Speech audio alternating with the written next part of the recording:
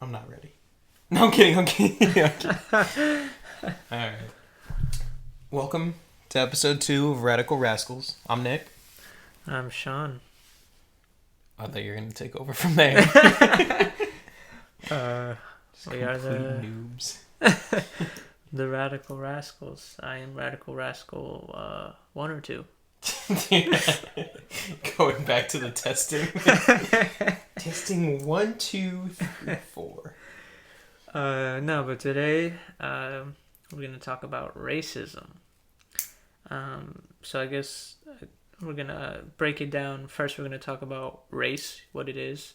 Then we're going to get into racism, what it is. Then I want to briefly touch on the problems with the mainstream dictionary definition of racism, and then I guess we can talk about the question of whether black people can be racist or not, and whatever in between, whatever comes in between, we'll discuss. So,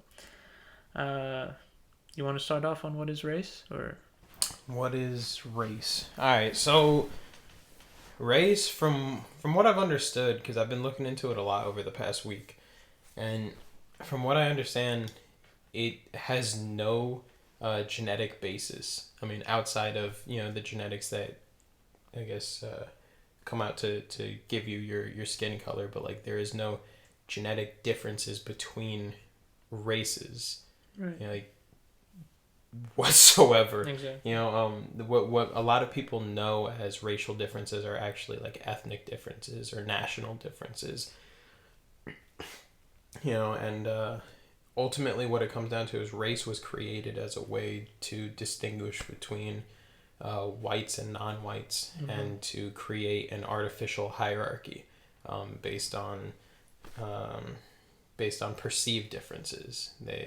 It originally came down to they had words for it. I think they called it was like Southeast Asians, Northeast Asians, because they didn't have Hispanics or South Americans. Basically, it came down to like 5 categories, which were like, I think in order of the hierarchy, it was white, brown, yellow, red, black. Yeah. And that's pretty much the basis of what we know today as race. Mm-hmm. So things like Hispanic are not a race. I mean, it's more of an ethnicity. Right.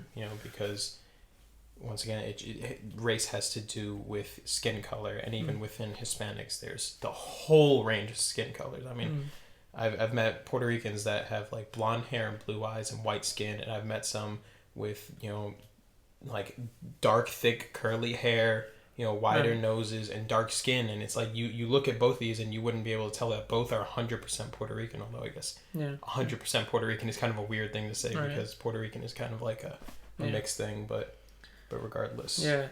In short, it's a social construct. Race is a socio-historical construct. Like Nick said, you can't be biologically or genetically any race.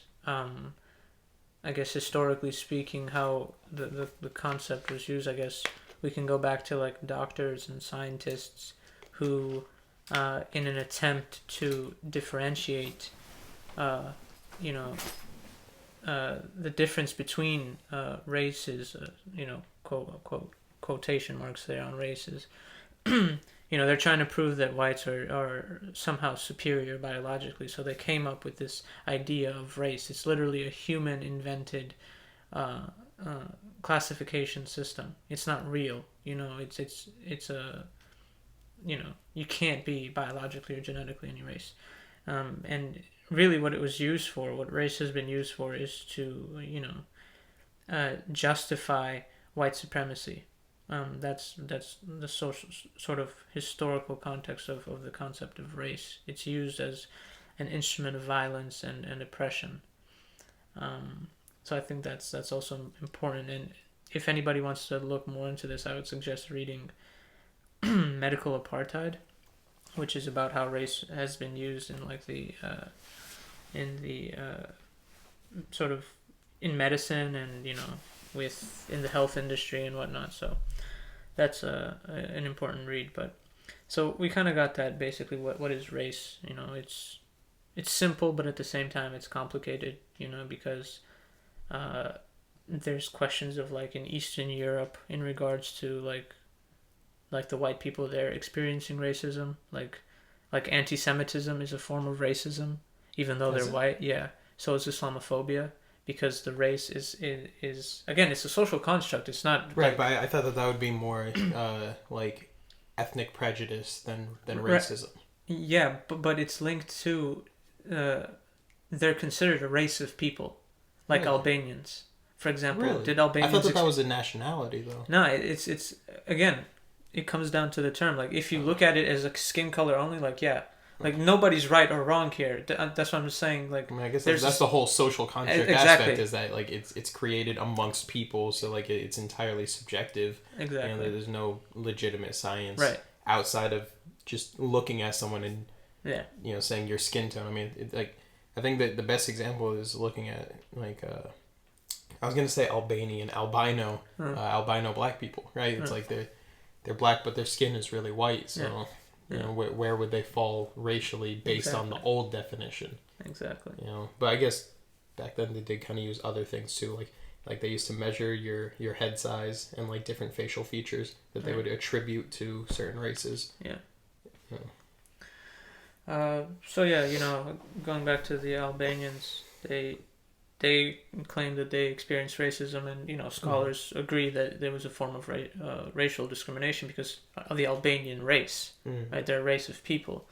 Some say they're an ethnic group, whatever, national group. It's again, these are all social constructs. So if you look at an Albanian living under Serbian, oppression, it's white on white, right? Right. But for example, if an Albanian were to move here, he would benefit from that sort of white supremacy in a system, even though he himself might have been oppressed in a totally different system back in Kosovo.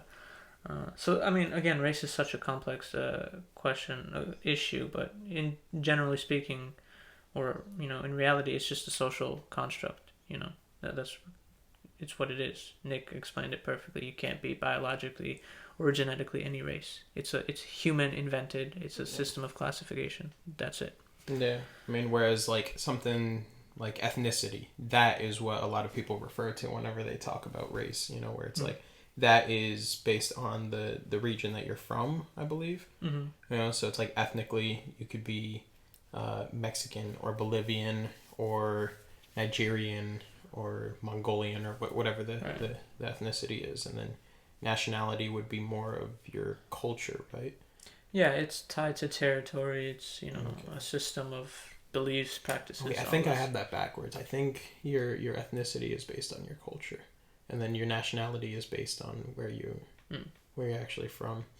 It really does start to get complicated. Especially when people like colloquially interchange them, right. Like while talking, they're talking about racism, but then they mention ethnicity, and then they talk about someone's nationality, and it's just it's weird. I mean, it's like whenever people talk about, and I think we mentioned this last week, like what was it like liberal left Democrats? Yeah, and it's like all three are not the same thing. They're all like very specific things. Exactly.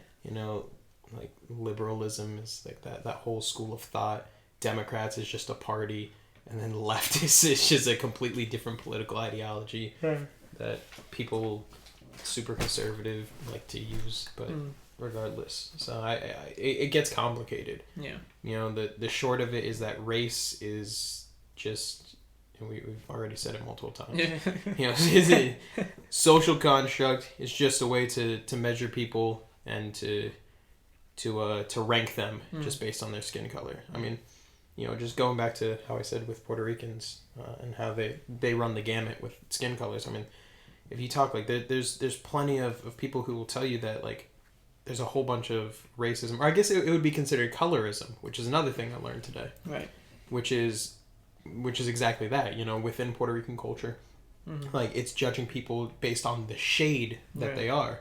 Wherever darker Puerto Ricans would be like considered to be lower than or worse than lighter skinned Puerto Ricans.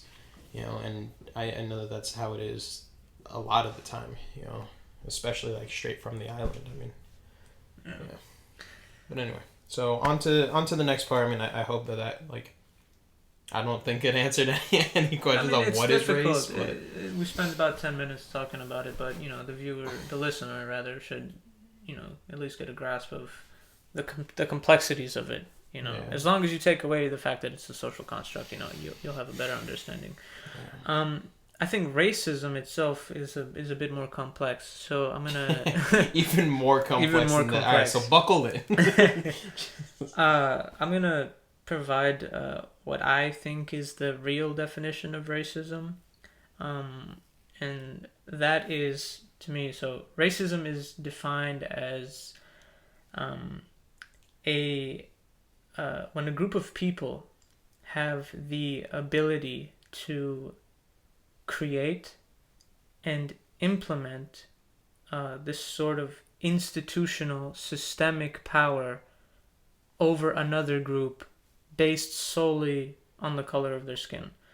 And what that is essentially it's a power relationship between two groups or more, but in general it's usually two groups, but one group has all the power, one group has all the authority, and they use all their wealth, they use their sort of institutional control, their legal authority to implement this systemic power over another group. And it's all based on the color of the skin, right?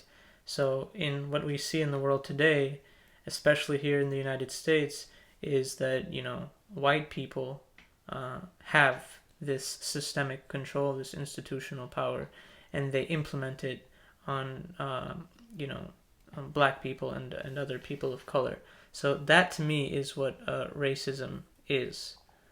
It's really systemic. And I want to make it clear, and Nick can touch on this too, that it's different from prejudice. I guess racial prejudice, in the sense that racial prejudice or prejudice in general is simply this sort of, I guess, undesirable, opinion or feeling. Kind of like the preconceived notions.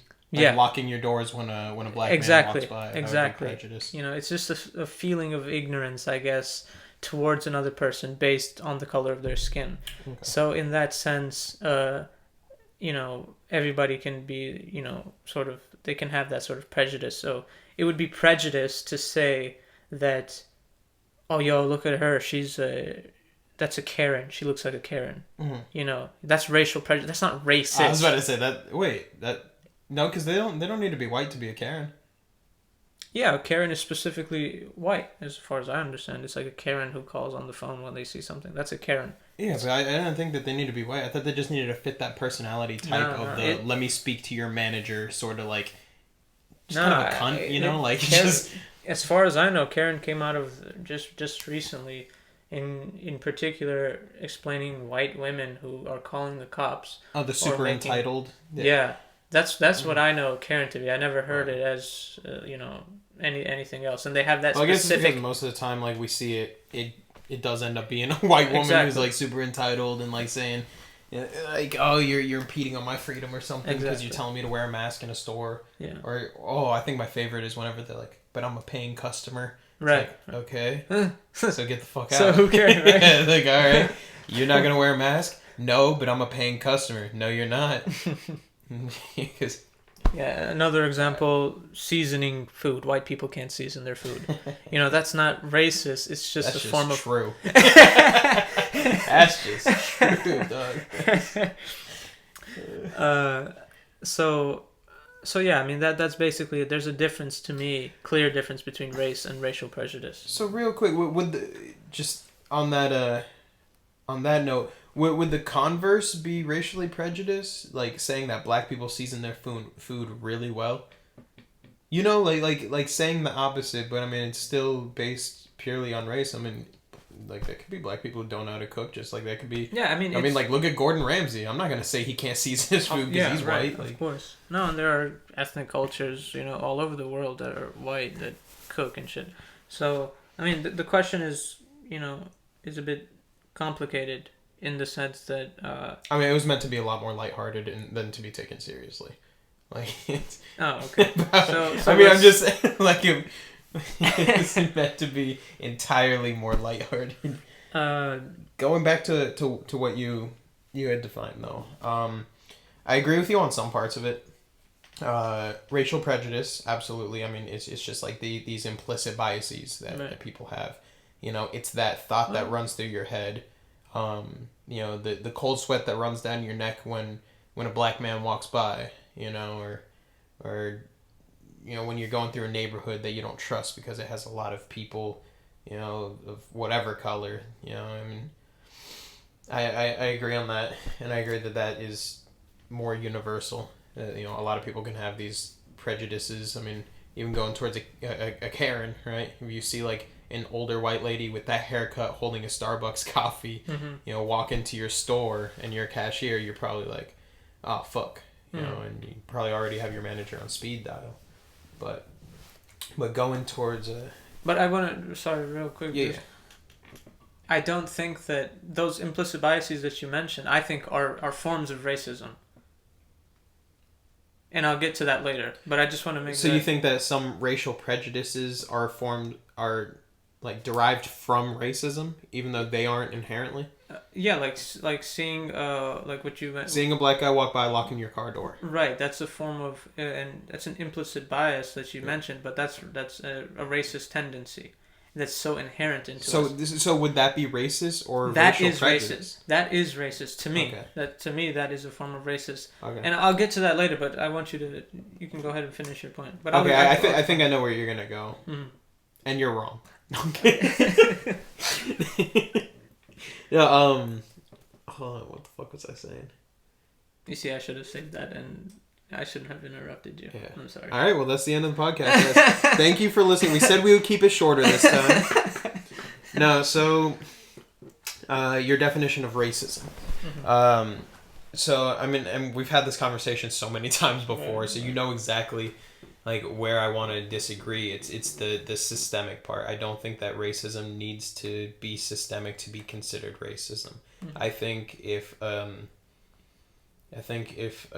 group of white people in Mississippi hunt down a black person and beat the fuck out of them and lynch them, that has a lot less to do with policies that are in place. That has a lot less to do with Jim Crow. That has a lot less to do with police or judges or anything like that. I mean, maybe whenever you get down the line to their conviction, but I mean, them doing that, when it comes down to them, I think that's just racist. My definition would be kind of more broad. It would be along the lines of racial prejudice, but I guess it would be like when racial prejudice crosses the line. That's what I guess racism would be in my eyes. Like it's one thing to have these preconceived notions, which are ridiculous, but when you assume that they're correct and operate off of those assumptions, that's whenever it becomes racism.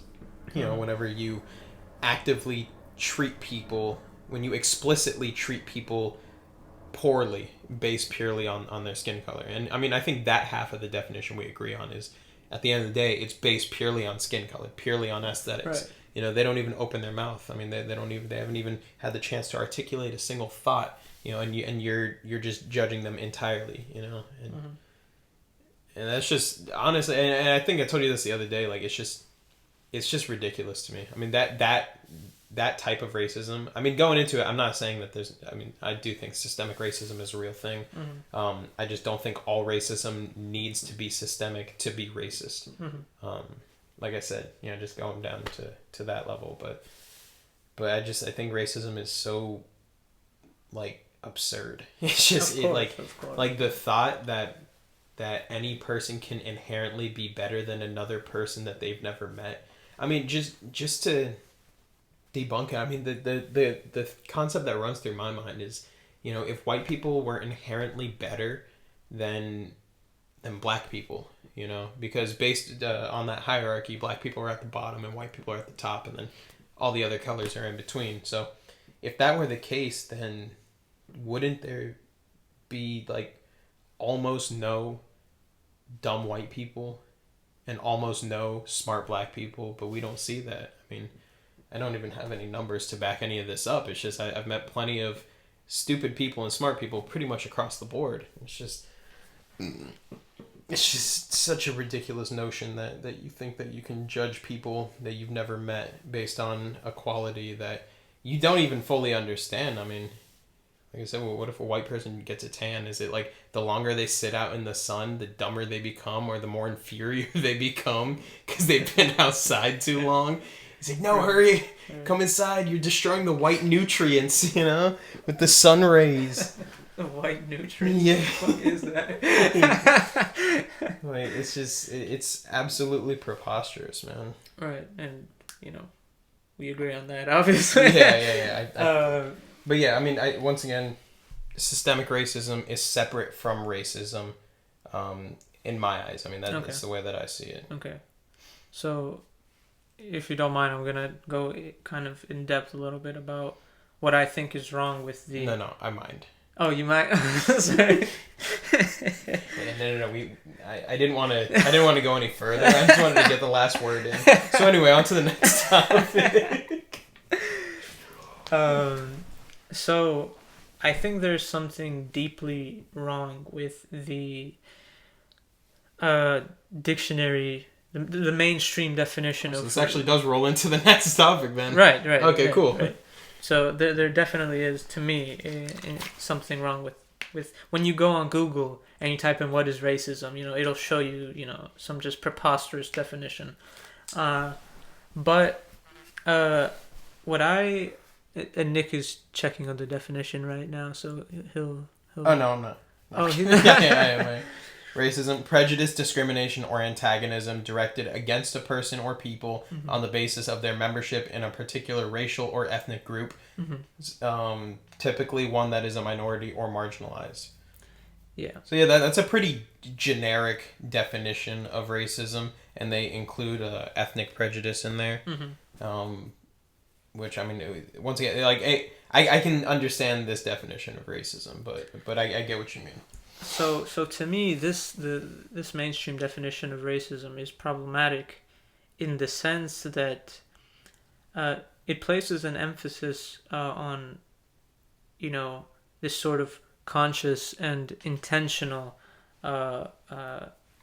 ignorance, right? It's almost as if racist people they know they're being racist and they do it on purpose and they think about it. It's conscious. Right. It's not, and that's not the case. Most racist people, obviously, I'm gonna later on describe, in my opinion, the different types of racist people. Okay. But generally speaking, the sort of white progressives, the liberals, they have these implicit biases.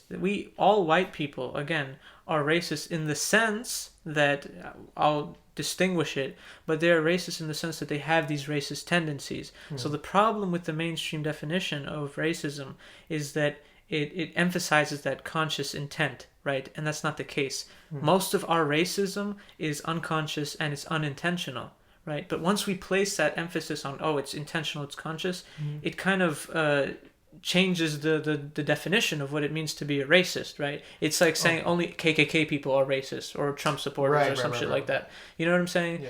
Whereas that's not the case. So, I mean, going back to what I said, like the cold sweat on the back of your neck. Exactly. You have these racist thoughts exactly deep inside your head, and it becomes like subconscious. Exactly. Okay. Exactly. Another reason why I think the mainstream definition is problematic is because, and this gets to systemic racism, is that, in short, it individualizes an institutional systemic phenomenon. You understand? Right. That is my inherent problem with the definition of racism.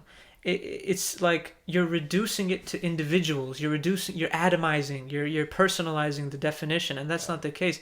Racism is inherently systemic from its inception, since it came out of Europe. Everything about it is systemic. Everything. It's institutional. It's structure. It's about power.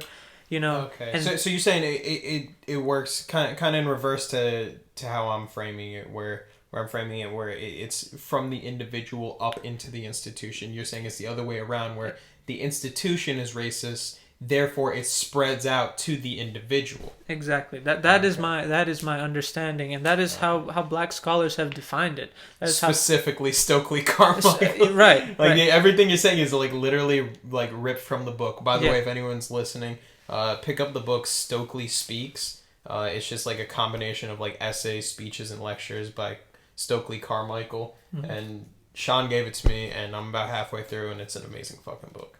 Like it's really good, and it covers all of this stuff And more. And more. oh yeah, and significantly more. And he touches on exactly what Sean is saying, where he says that like that racism, you know, when he says that people are racist, he's not talking about this individual person, this white person who says, "Oh, me, I'm not racist. How can I be racist?" But you know, it's the institution, it's the people in power, it's the policies, and it's the privilege that gets passed down to white people, whether they like it or not.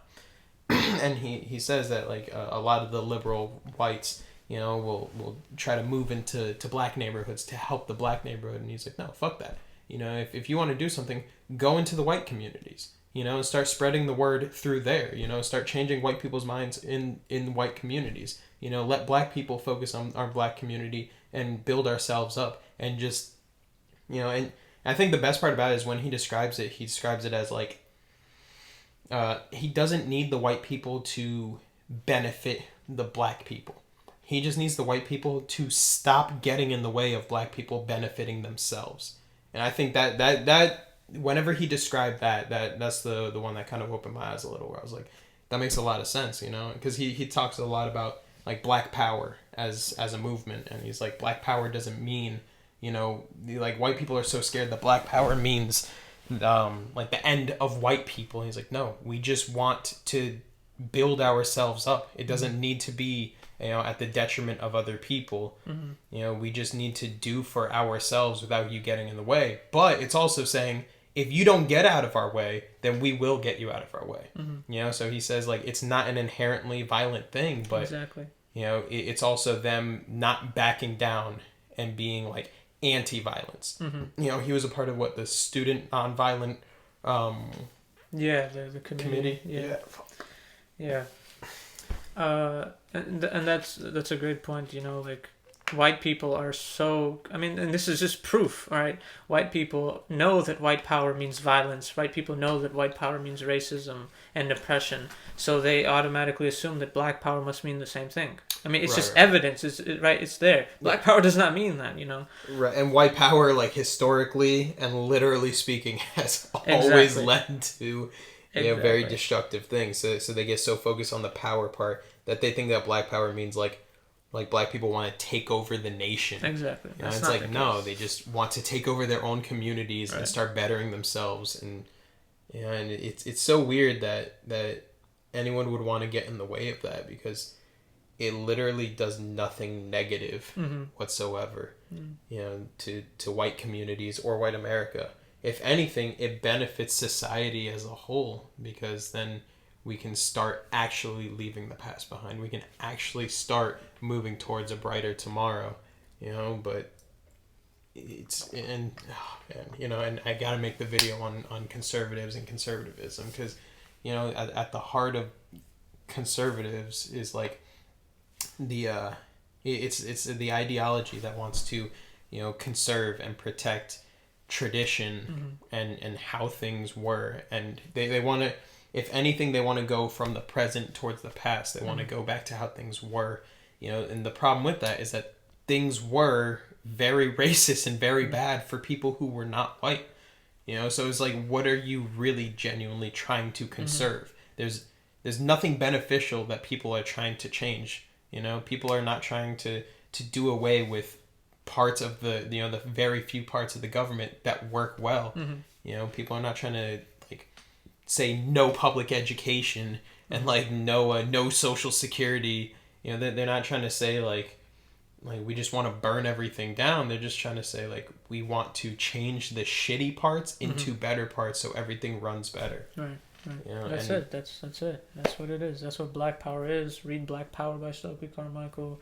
Listen to Stokely Carmichael. I mean, he's a legend. Yeah. But going back to my problem with the definition, the mainstream definition of racism, I've already mentioned about the whole conscious thing. Most racism is not conscious; it's actually unconscious and it's unintentional. Right? That's something that we got to get. The second thing was how I mentioned it's trying to individualize a structural institutional phenomenon.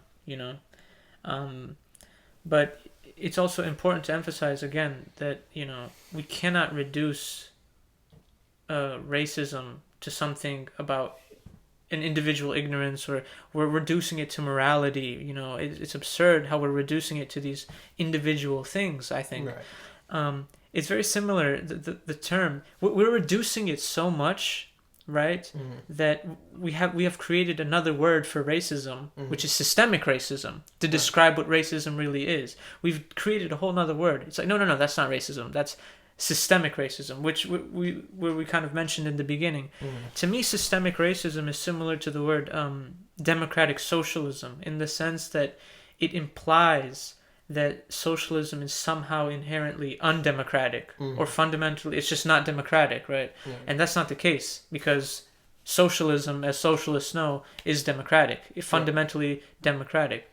And it literally cannot work without the express consent of the people, because it is purely run by the people. Exactly. So when we add that word democratic socialism, it's not we're not the ones adding it. It's the right that's adding it, and the center and liberals. I mean, it is a very specific ideology. It is a specific. It's like a watered down version of socialism. Exactly. Because isn't it socialism with just elective representatives? Yeah, but it's rooted in centrism, right? Yeah, it's saying we don't want to be like Cuba, right? We want to be. But anyways, that's why social democracy and democratic socialism are like. Yeah, they're different. They're really soft, and they're just like different forms of centrism. Exactly. But I wanted to just to make that comparison. So in the same sense, democratic socialism makes it sound like socialism is inherently undemocratic. Systemic racism, with that word systemic, makes it sound like racism is somehow inherently unsystemic. It's somehow only about the individual. And that's my problem with the term. Even though I'm not totally against the term, like, whatever, people need to know that racism is systemic, but we should have there is a new definition, or the original definition, or whatever.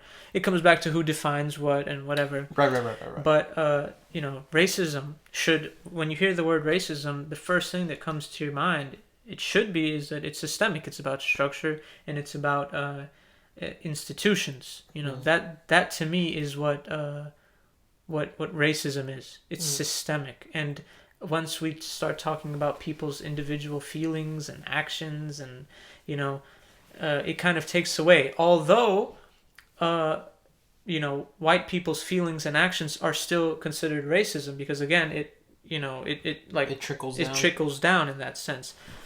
Black people cannot be racist in the sense that, I'll get into that later, but it doesn't trickle down for them. You know what I'm saying? They have no power. They have no systemic authority behind them to back their claims when they say, like, Sally can't cook, or some shit. She doesn't know how to season her food. So that's what I just wanted to make clear. That sort of my problem with the dictionary definition of Google of racism. We have to kind of stop looking at it in that way. And my last point here, real quick, is that this definition is trying to be maintained by white people because it protects white people, in the sense that this definition protects white people in the sense that all they have to say is, whoa, I'm not racist. Oh, and it's done. I'm not racist, right? But it creates this sort of system of, or this atmosphere of defensiveness. It allows white people to say, yo, I'm not racist. I have a black founder. Yo, I'm not racist. I listen to hip hop or some dumb shit, like, not that hip hop is dumb. I'm not saying I love hip hop. I'm saying hip hop. I fucking love this shit. Literally just sent you a Big Daddy Kane song. So yeah, that's really what I wanted to say, is that, it protects them in that sense. Like, it protects white people. This definition, this individualization of an institutional phenomenon, protects white people, because all white people got to say now is, well, I'm not racist. And then what? There's nothing else you could do. But once we apply that the true definition of racism.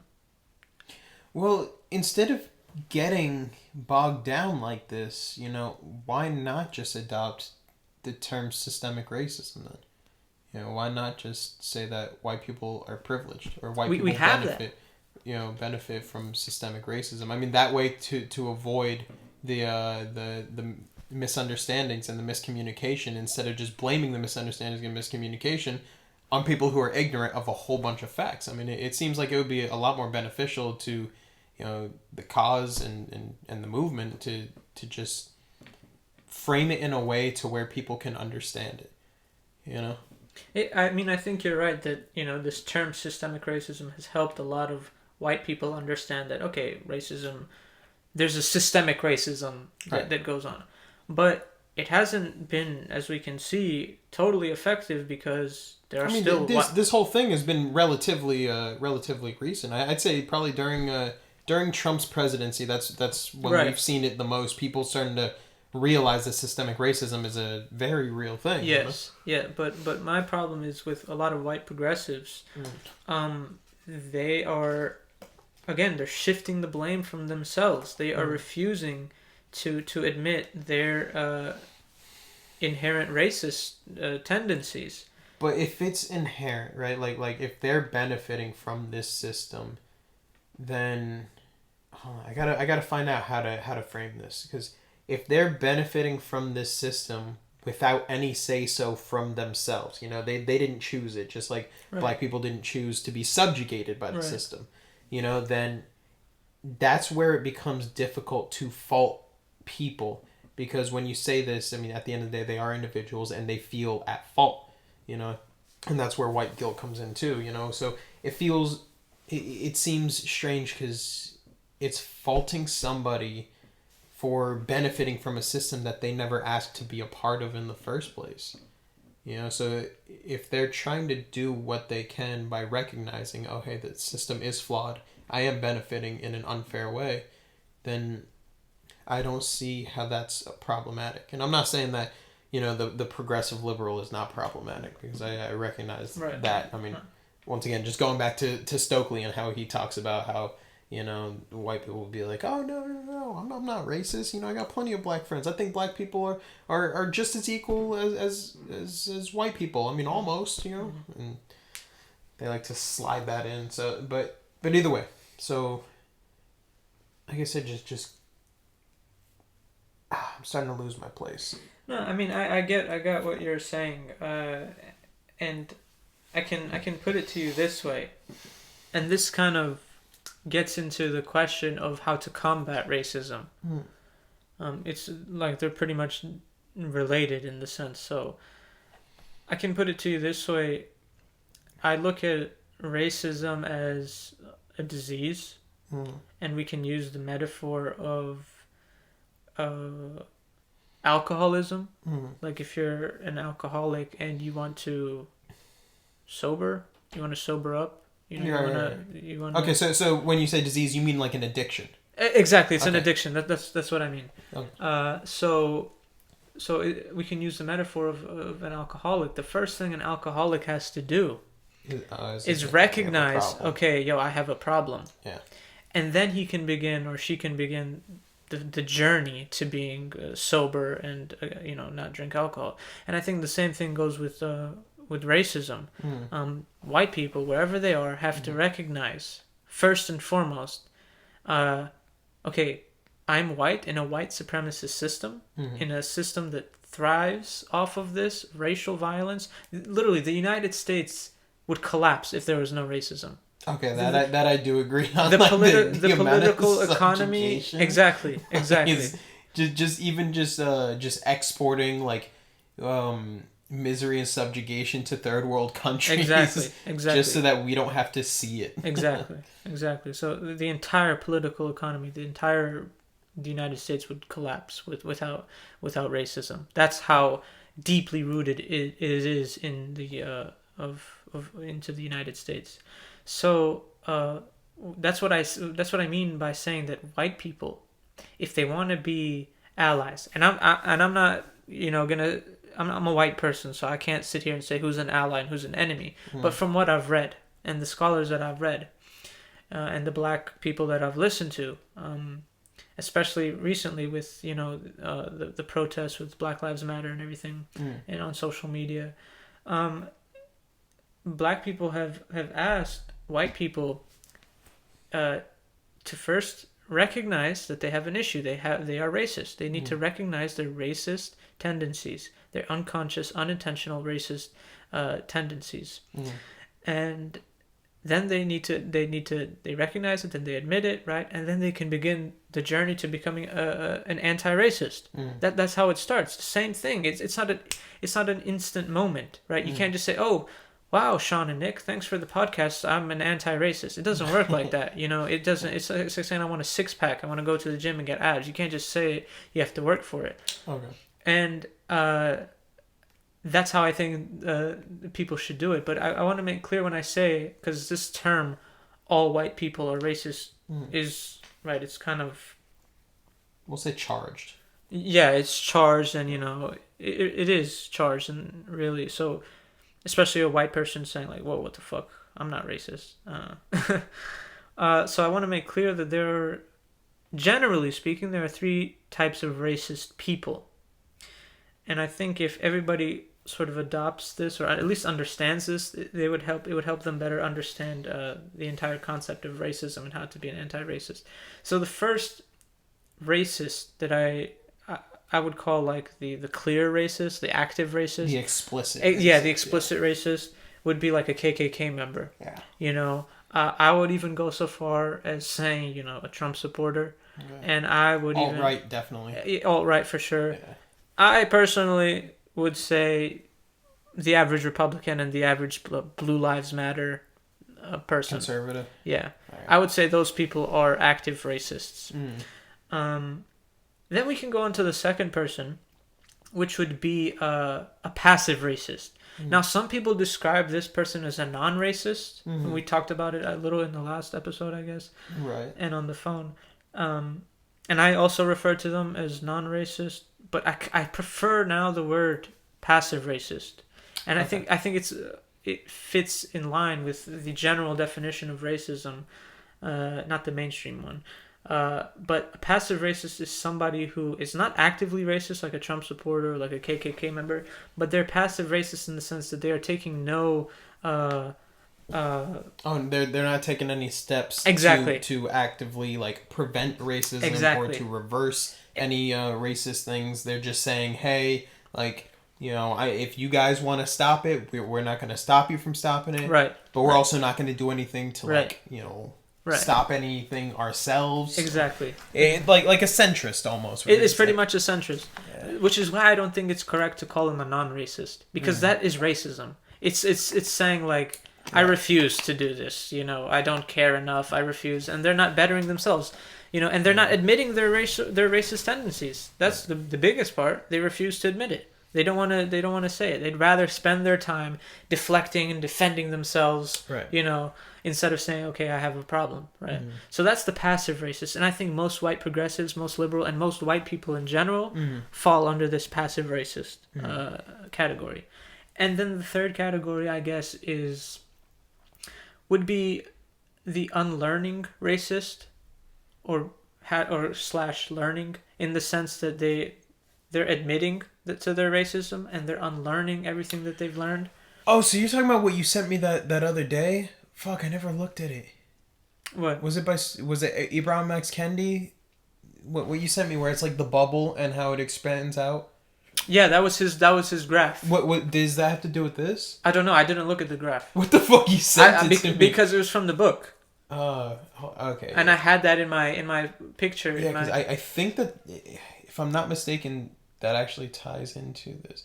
Right, it's the person who's on the journey to be an anti-racist. Right. Yeah, becoming anti-racist. The fear zone, the learning zone, the growth zone. Yeah. So the fear zone is, I deny racism as a problem, I avoid hard questions, I strive to be comfortable, I talk to others who look and think like me, and then once you break out of that, you get to the learning zone. I recognize racism is a present and current problem, I seek out questions that make me uncomfortable, understand my own privilege is ignoring racism. Right. And then you get to growth zone. Identify how I may unknowingly benefit from racism. Exactly. I promote and advocate for policies and leaders that are anti-racist, and I sit with my discomfort. Exactly. Okay, so it's the whole, like you said, and I think comparing it to addiction is, I mean, maybe on a surface level, not the best comparison, because people aren't like fiending for racism. Right. But yeah, no, I do think in terms of the steps required, I can see that. Yeah. So that last person, he's Ibram Kendi says the learning, like he's learning. Mm-hmm. I just said unlearning, I guess. Again, a lot of these black scholars have said this. It's not like one scholar has said this. This is across the board. Black people that I've seen on social media who are not even scholars. This is what they've asked of us white people. You know what I'm saying? So those are the three types, right? The last type that I mentioned, the unlearning, right? The person who admits, like, okay, I do have these racist tendencies. I do have this implicit bias. It's inherent because I'm white in a white supremacist system, and I understand and I recognize that I benefit from this system, right? There's a sort of dialectics to it too, and they recognize the dialectics. The dialectic is in the sense that my whiteness comes at the expense of your blackness. You understand? I live a good white life because of racism, and it's a recognition of that, right? So there's a dialectics to the same sense that wealth. Jeff Bezos is rich at the expense of... And by dialectics you mean like the two... like a relationship. Exactly. Right? Exactly. Like how there's like a two-sided relationship. Exactly. Like teacher student, or like oppressor and oppressed in this instance. Exactly. Exactly. Like rich and poor. How there's someone at the top who runs a company, there's people at the bottom. Yes. So that's what you mean by dialectics. Yeah. Okay. And like how the same sense that a rich person, like Jeff Bezos, makes all his money because he impoverishes poor people. Yeah. It's the same sense. My whiteness comes at the expense of somebody's blackness. Okay. So those are the three different types of racists, and the journey to anti-racism, you got to start, right? If you truly want to be an ally, if you truly want to be an anti-racist, you don't want to spend time deflecting and defending yourself. You want to admit, in the same sense that an alcoholic would admit, that you have an issue. Right. You know what I'm saying? You want to recognize that you benefit and you even participate in racism. And it's inherent because we're white in a white supremacist society. So we need to recognize it. We need to say, okay, I am a racist, but I'm gonna start this anti-racist journey. And how do you do that? You read. I mean, it sounds simple, like, It but is simple though. But I mean that you are right in that sense. Like reading is the solution to so much shit. You read first off. What is racism? What does it mean to be white? What does it mean to be black? You know what I'm saying? You gotta read. You gotta learn about the history of racism. You gotta learn about movements. Liberation movements, civil rights movements. You have to learn about all of these things. And it's a rigorous study, and it's a self-choice. It's not like you can go around teaching people how to be non-racist. It comes from inside. You have to be yourself willing to sit down and study and realize, what is racism? Yeah. How do I, as a white person, benefit from racism? You know what I'm saying? So that's why this question is... what steps can be taken to work towards a solution? Exactly. Yeah. That's what a person who is really involved in who really wants to be an anti-racist does. That's what they do. All right. That's what they do. They don't sit there and saying, I'm not a racist. Check out this CD collection of my Tupac albums. Right. Or like, I love like basketball. Virtue signaling. Basically. Yeah, you don't do that. Right. I mean, I still hold on to what I had said last week about how problematic it can be just throwing out a blanket statement saying all white people are racist. Obviously, after this whole episode and understanding what you mean when you say it makes more sense, but not everyone is going to listen to this and understand what you mean when they say. And that's why I always urge you to try to find ways to paint what you say in a way that is closer to what you mean, so that it's easier to understand. Because I mean, the ultimate goal is to get people, white people specifically, to be anti-racist, right? And in doing so, I mean, you are right. They have to recognize that there is a problem, but if they feel that they are specifically at fault for the problem when they exist in a society that, yes, they do benefit, but at the end of the day, I mean, I think we can agree that class is also a really big issue, you know. When they're still in lower middle, lower class situations, they're like, listen, like, I live a really fucked up life, you know. It's really hard for me to even just get by. Like, you know, I don't have any racist tendencies and whatnot. Then it can be difficult to try to convert a person like that, where they're just like, you know, I have no say in policy and power. You know, I don't even live in a nice white community with a whole bunch of white people. You know, like, there's very little I can do. There's very little that I do anyway. You know, so it's people like this, and I know you say that feelings don't matter, but they do matter. I mean, at the end of the day, we are all humans, and a huge part of being human is having feelings. You know, it's avoiding the I want to say natural tendency, but it's really an unnatural tendency to shift towards like becoming automatons. You know, like we're supposed to be thinking, feeling creatures. So to say that it doesn't matter just ignores a whole aspect of humanity that I think is incredibly important, especially when it comes to racism, because the heart of anti-racism is humanity. It's the restoration of humanity on both ends, right? I mean, so yeah, that's just that's how I feel towards it. I do agree that racism is a very big problem, and I do agree that there are a whole bunch of things that need to take place. I guess it's just how we get there that we still have some disagreements on. I mean, like I said, I do recognize that you are right in your prescription, where you're saying that we need to face the problems head on. You know, because that's ultimately what you're saying is we can't sugarcoat. We have to face things head on, and you are right. It's just everyone responds differently, you know, and not everyone responds very well to that head-on approach. No, I recognize that. I agree, and I know that people are not like that, especially a lot of white Americans. You know, even especially white liberals, white progressives. They don't want to be told these things. You know, because I'm not racist. Okay, like, shut up. Especially when they're like, but I'm progressive. Like, exactly. I want to work towards a better future. Exactly. But then they get almost like so wrapped up in their ego in it, where it's like, yes, I feel good. Exactly. Oh yes, I'm helping people. You know. Exactly. It's like it's the people who would give change to the homeless but wouldn't shake their hand. Right. You know. Right. It's definitely an ego problem, and I'm glad that you mentioned that, because they don't want to admit it. They just don't. They don't want to learn, and they don't want to be a true anti-racist. It's all ego, and that's essentially what it boils down to. White people look at racism as if it's you know, two sides. It's like, as if it's binary. It's not binary. It's not like you're racist or you're not. You know, it's deeper than that. Yeah. But a problem of that is the education system. Like you know, we're just taught that it's like that. Oh, he's racist. He's not racist. Lincoln wasn't racist. You know, that's what we learn. We think that Lincoln was like he freed this. He went to each plantation and he cut the ropes that were tying their hands, and he carried them out one by one. Yeah. Whereas John Brown is a real anti-racist. This guy gave his life. He gave his children's lives, you know, in the cause for abolition. Which if anybody is listening who doesn't know who John Brown is, learn who John Brown is. Give a really quick synopsis on who he was and what the fuck he did.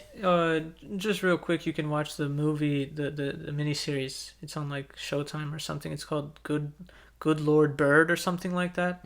It's fictional, but it's based on true events, and it's about John Brown and the abolition movement. Essentially, John Brown was a white guy who was an abolitionist, and he literally gave his life fighting you know, racist whites to free slavery and abolish to free slaves and abolish slavery So that's who John Brown was, and he fought violently. He wasn't like some liberal reformer who believed in, voting and voting slavery out. No, this guy went out and did it. He picked up guns. He organized, even though he didn't organize, as well as he should have, because at the end his mission failed. But the words of John Brown are eternal, and his actions are eternal, and white people have a lot to learn from him. So definitely check out John Brown. He is, Malcolm X called him, Malcolm X, a lot of famous... Frederick Douglass. Even Harriet Tubman called him the greatest white American to ever live, and I think that's true. I just want to say one thing, just to clarify at the end, I guess, about reverse racism. This idea of reverse racism, in the sense, we kind of already mentioned it, but this idea that black people can somehow be racist. Right.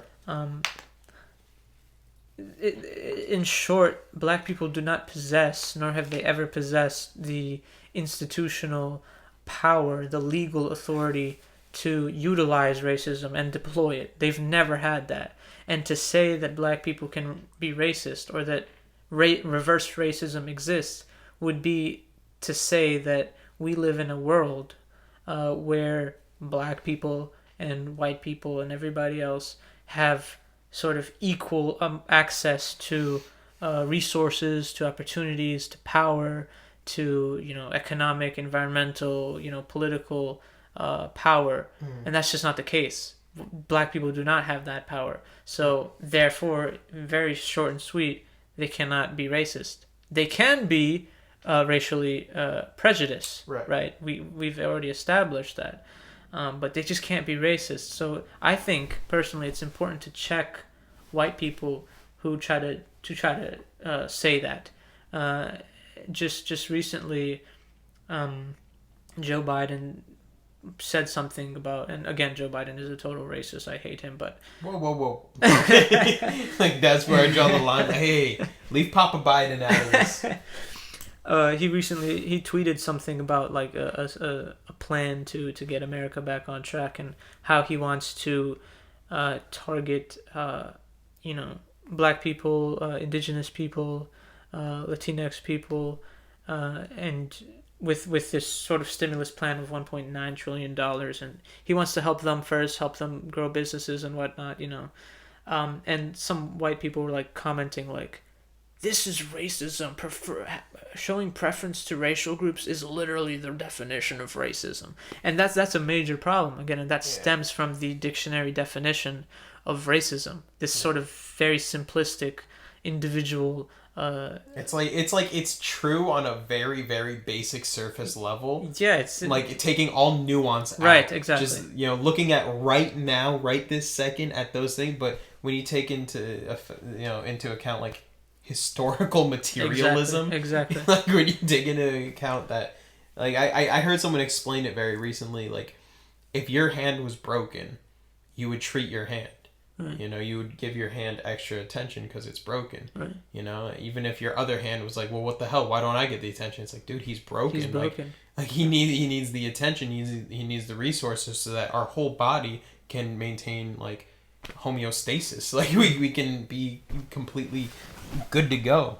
But I thought that was a really good way of describing. Not to mention Ibram X. Kendi. I just heard him talk about earlier that like. Discrimination, like, because discrimination, especially racial discrimination, exists both positively and negatively, and these social programs are an example of like positive discrimination. And he's like, and his thinking is that you need to solve negative discrimination with positive discrimination. Right. Stuff was taken away. Opportunity was taken away. Right. And so they need to be given opportunity and materials and whatever it is to grow and to benefit. And that's where and I just learned the difference. Equity comes into play. As opposed to equality, because equity is leveling the playing field, where equality is just saying, all right, now we're all equal. Because like right now, technically what we have is equality, where it's like, oh no, I mean, we're all equal. There's no law that says that black people are unequal, so we're good. It's like, but what's really required now is equity, which is which is giving people who have less opportunity more opportunity to balance the start line, right. basically. Right. Yeah. We're pushing an hour now. It's literally 1 hour now. But I want. All right, let's cut it. Just real quick, there's a joke that blew up a couple years ago about reverse racism, and it's I forgot the comedian's name. It's like Amar Rahman or something. I think he's Indian. I think so as well. But he made the joke about, well, white people can experience racism too. Black people can be racist, and then he says the joke like, oh yeah, black people can be racist. You just need a time machine. You would need to go back to before Europe colonized the world, and then you would need to convince African leaders, South American leaders, Middle Eastern leaders, Asian leaders to colonize and destroy Europe. You want to maybe establish some sort of trans-Asian slave trade where we would export European slaves to China to work on these giant rice plantations, and then blah blah blah blah blah. That's the joke, right? He's saying that it's so preposterous to assume that reverse racism can exist or that black people can be racist. You would need to undo everything. Yeah. And you would literally need a time machine. So that's the joke. That's definitely funny. So one more thing I wanted to talk about is just going back to what we were talking about shortly before when you were talking about white people and what they can do, or I guess really because it comes down to it's not only white people, right? Like everyone should be trying to do something. Like that regardless of your position, I mean, everything is fucked up, and unfortunately we need everyone's help to do anything, and taking all the help that we can get. I think one of the hardest things for people, and I've been saying it so much recently, is for people to just recognize that they're wrong. And like it's okay, like it's all right, you were wrong, but don't just leave it there, you like if you're wrong about something, let's say if you take a test and you get the wrong answer, you got the wrong answer. It's okay. Study, try again. Right. It's not like you're going to get beat up for having the wrong answer, it's okay. Like you had the wrong answer, but the point is to recognize that it's the wrong answer. Study, learn, talk to people, grow, and never be afraid to ask questions and develop and to challenge your own ignorance, and never be afraid to take a step in what you believe is the right direction, because, as long as it leads to everyone, us living in a world where everyone can kind of just enjoy life and attain fulfillment, then I think it's a step in the right direction. But yeah, that's pretty much it. Oh, that's well said. So that's it, I guess, today for racism. What are we doing next week? I still haven't decided. I guess we can do sexism and feminism. I guess you'll have more to say on that than me. But yeah, so I guess we'll kind of continue on this group oppression. Well, I mean, but you see, this is the problem. I don't want it to be so stringent because, like, the following week I want to do an episode on education, so it's like we're making it up as we go. Yeah. Regardless, we'll see you guys next week on some topic or one or another. Something. Talk about like lotion brands or shampoo and we'll debate, like organic food versus all natural food. Some dumb shit, but yeah, we'll figure it out. Thank you for listening. And thank you. Oh, you know what? We also got to put in there like the video and subscribe. That's right. Like it. Subscribe, I guess. All right, peace out, bitches. Peace.